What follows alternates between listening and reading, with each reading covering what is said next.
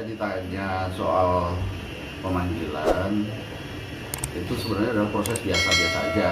Karena saya juga baru dipanggil sebagai saksi korban kan, ya. Jadi kebetulan sebagai terlapor. Iya, dia sebagai Terlapor dipanggil. Ya kita kan nggak tahu tuh.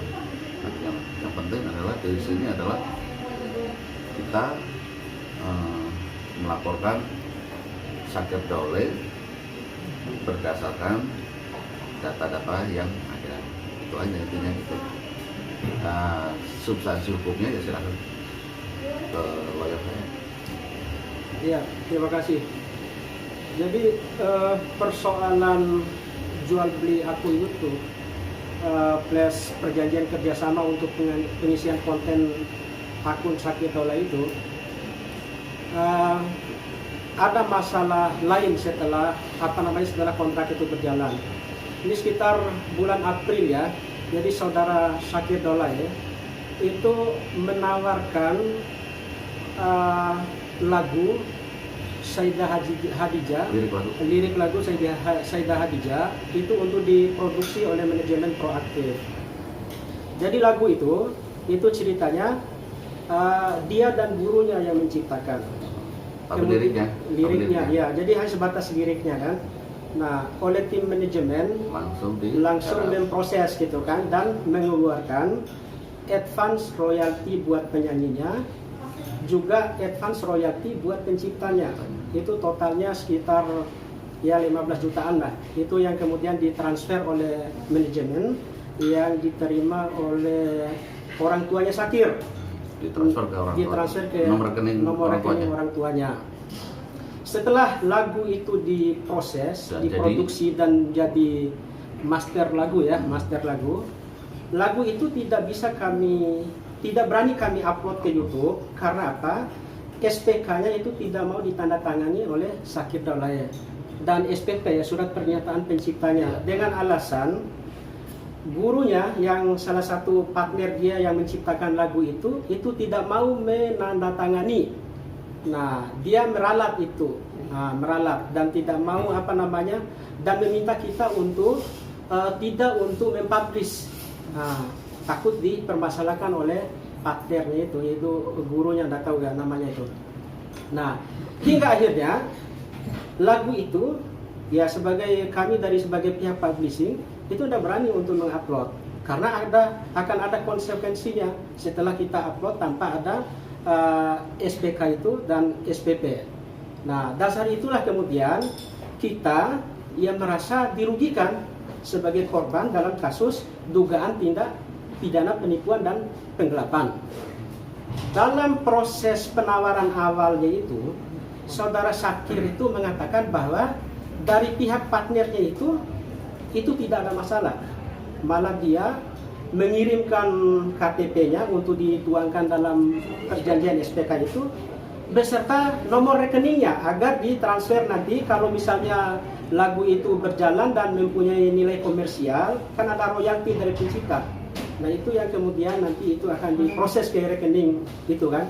Nah, tapi setelah masalah lagu Aisyah ini menjadi ya problem hukum, nah itu dianulir, kemudian dia meminta kepada kita supaya tidak untuk mempublish ya dengan alasan yang tadi. Nah, itulah dasar hukum kenapa kemudian kita melaporkan Syakir Daule itu sendiri dalam dugaan kasus tindak pidana penipuan. Tapi dia bilang pihaknya tadi bahwa cuma uang itu sekitar 5 juta.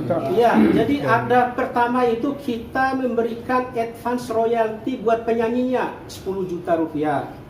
Kemudian yang kedua, karena dia minta awal sebelum kita proses untuk pembuatan aransemen dan lirik lagu Sayyidah Hadijah itu dia udah meminta untuk mentransfer nilai 5 juta yang katanya itu diperuntukkan oleh partnernya itu.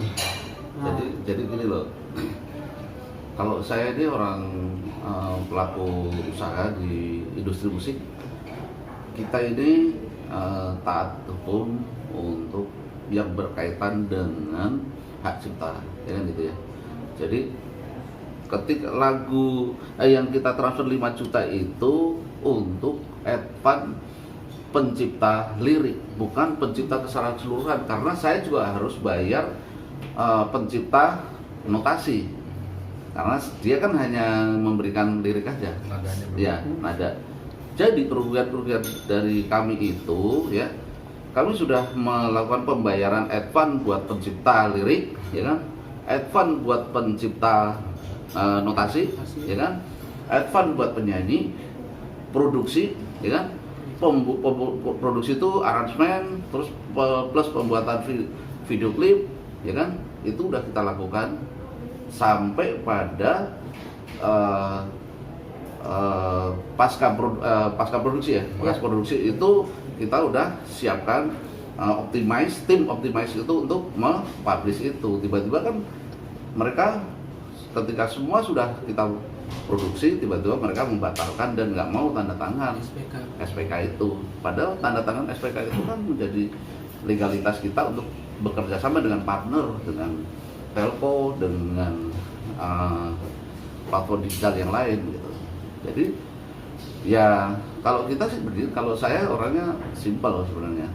Kerjasama itu proses kerjasama dengan masalah yang lain adalah dua hal yang berbeda, harusnya tetap dijalankan. Kalau saya ya, kalau kita kan udah biasa seperti itu, ya kan. Kalau dia merasa ada bermasalah ya selesaikan masalahnya itu kan gitu.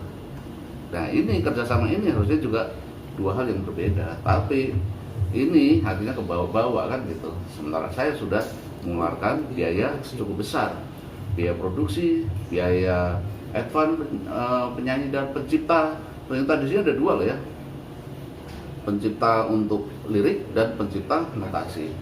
Dan notasi itu bukan dari mereka, dari pihak kita. Jadi dari pihak lain yang juga sering bekerja sama dengan kita. Gitu. Tapi dana yang sudah dikeluarkan untuk advance itu mereka bilang mengembalikan. Iya. Apa betul atau gimana? Akan mengembalikan? Enggak, sudah mengembalikan. Sudah. Sampai hari ini itu tidak ada, gitu ya. Tidak ada pengembalian dana itu. Sepeser pun dari yang sudah dikeluarkan oleh pagi. Sepersen pun gitulah. Tapi apakah menyelesaikan masalah kalau toh dia mengembalikan 5 juta? Hanya mengembalikan 5 juta, apa permasalahan udah selesai? Kok mudah amat kita sudah mengeluarkan advance untuk pencipta notasi, kita sudah melakukan produksi, ya kan, aransemen, pembuatan video klip dan lain-lain. Akhirnya nggak bisa lah dibikin simpel seperti itu, nggak bisa disimpel. Ya udahlah saya balikan 5 juta, saya balikin. Sementara kita sudah mengeluarkan budget produksi yang cukup besar itu. Di awal emang ada kesepakatan nggak sih Bang soal berapa harga lagu Khadijah? Ya dia nih kasih waktu. Sebenarnya standar harga lagu itu kan relatif. Ada yang 1 juta, ada yang 5 juta, ada 3 juta, ada yang 10 juta. Ya relatif. Ketika kita transfer advance untuk pencipta lirik doang tuh 5 juta, jawabannya oke, Om, terima kasih, dan langsung kita sampaikan kan gitu. 1% pun tidak saya ambil gitu. Ya, kayak dia gitu kan. gitu. Ya artinya kalau betul itu uang itu udah disampaikan kepada parternya itu, ya tentu SPK dan SPP-nya itu kan akan ditandatangani kan. Nah tapi ya itu tidak ditandatangani.